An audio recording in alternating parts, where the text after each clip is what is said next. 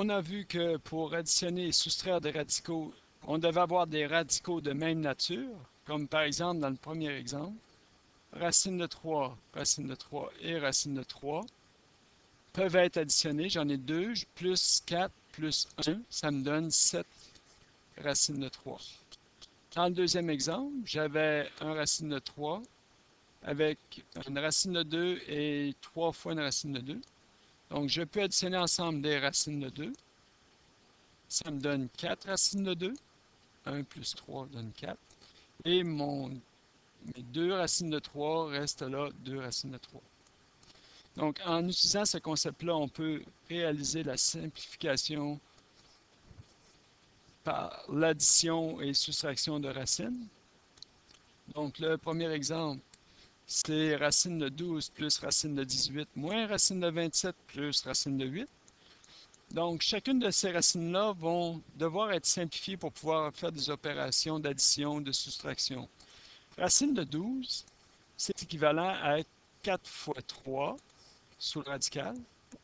Racine de 18, c'est équivalent à sous le radical 2 fois 9. La racine de 27, c'est équivalent à 3 fois 9. Et la racine de 8, c'est équivalent à la racine de 2 fois 4. Je peux séparer les facteurs dans les racines. Donc, racine de 4 fois racine de 3 pour la racine de 3 fois 4, ou 4 fois 3. Ensuite, pour la racine de 2 fois 9, c'est racine de 2 fois la racine de 9. Pour la racine de 3 fois 9, on a racine de 3 qui multiplie la racine de 9. Finalement, la racine de 2 fois 4, c'est égal à la racine de 2 fois racine de 4.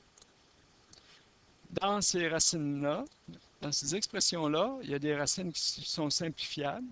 Donc, par exemple, racine de 4 est égale à 2 et il me reste la racine de 3. Dans la prochaine, j'ai racine de 9 qui est simplifiable, qui me donne 3 et il me reste la racine de 2 qui n'a pas de valeur exacte. Dans la troisième expression, moins racine de 3 fois racine de 9, racine de 9 est simplifiable et ça va me donner 3 et il me reste la racine de 3. Dans la dernière partie, la racine de 4 est simplifiable, ce qui donne 2, et la racine de 2 ne peut être changée.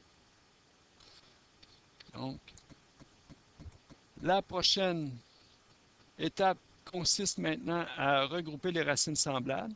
Donc, j'ai 2 racines de 3 et j'ai 3 racines de 3 qui viennent soustraire. Donc, 2 moins 1 va me donner moins une fois la racine de 3 ou moins racine de 3.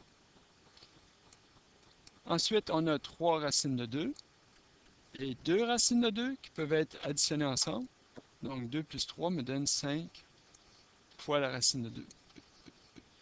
Donc, j'ai réussi à réaliser l'addition et la soustraction de ces racines. Et j'ai obtenu un résultat qui est beaucoup plus simple, moins racine de 3 plus 5 fois la racine de 2.